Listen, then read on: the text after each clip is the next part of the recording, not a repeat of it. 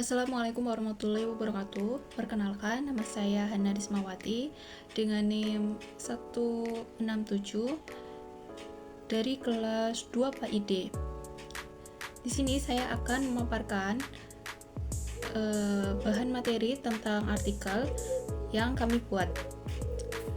Judulnya yaitu Islamisasi di Banyumas, tokoh dan penyebarannya di abad 15 sampai 17 Masehi. Dan abstrak, kami membahas mengenai penyebaran Islam di wilayah Banyumas pada abad ke-15 hingga ke-17 Masehi. Suatu masa transisi penting dalam sejarah lokal Jawa Tengah bagian barat. Islamisasi di kawasan ini berlangsung secara bertahap dan menonjolkan pendekatan budaya serta kearifan lokal sebagai sarana dakwah. Tokoh-tokoh sentral Islam abad ke-15. Contohnya ada Syekh Mahdum Wali, kemudian ada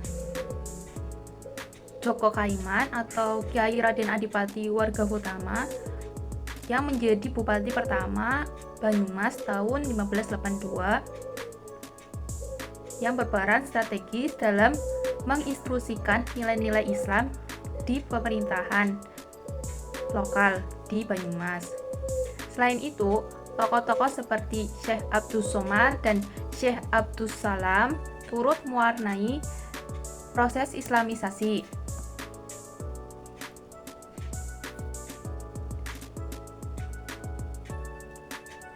Pada abad ke-16 sampai ke-17 melalui pendekatan sufistik dan pendidikan menjelang akhir abad ke-17. Kiai Mustalih dari Cikakak menjadi figur penting yang memadukan ajaran Islam dengan tradisi lokal melalui pendekatan dakwah kultural dan spiritual di kawasan perbukitan Banyumas. Penelitian ini menggunakan metode deskriptif kualitatif dengan pendekatan historis. Hasil penelitian menunjukkan bahwa keberhasilan penyebaran Islam di Banyumas sangat ditentukan oleh kemampuan para tokohnya dalam membaurkan nilai-nilai Islam dengan tradisi lokal secara harmonis tanpa menimbulkan konflik budaya yang berarti. Di bagian pendahuluan, wilayah Banyumas yang terletak di bagian barat Provinsi Jawa Tengah mengalami proses Islamisasi yang khas, tidak melalui konfrontasi, tapi melalui pendekatan budaya dan kearifan lokal.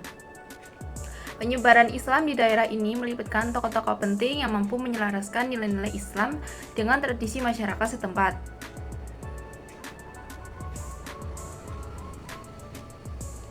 Pendekatan yang digunakan pada tokoh tersebut bersifat halus dan akomodatif, seperti penggunaan media seni pertunjukan, gamelan, dan tradisi lokal lainnya.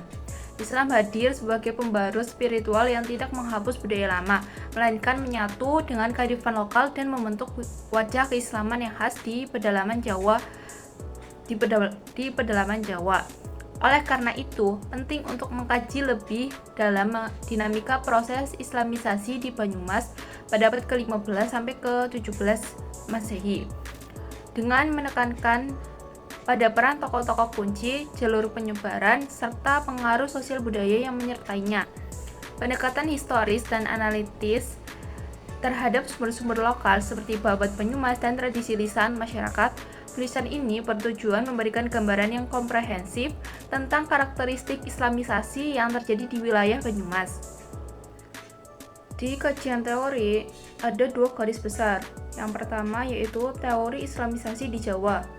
Yang kedua yaitu konsep historiografi Islamisasi. Kemudian metode penelitian.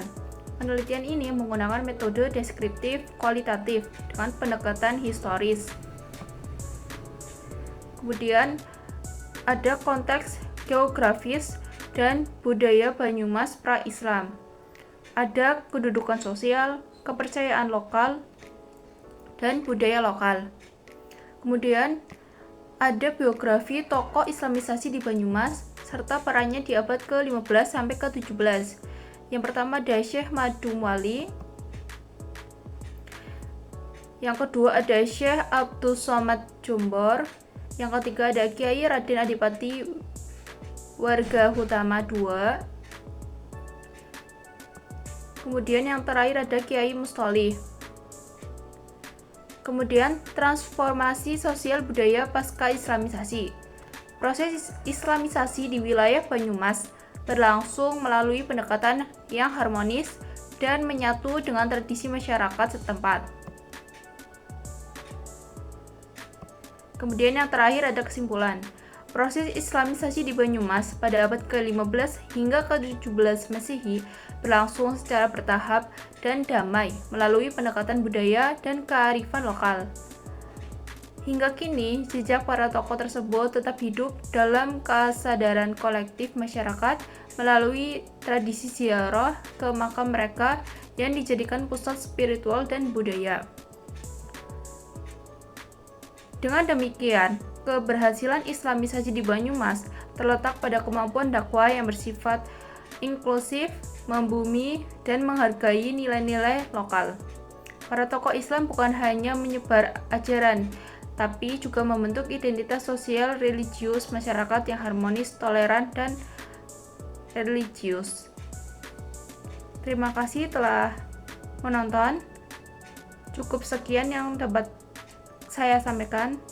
Wassalamualaikum warahmatullahi wabarakatuh.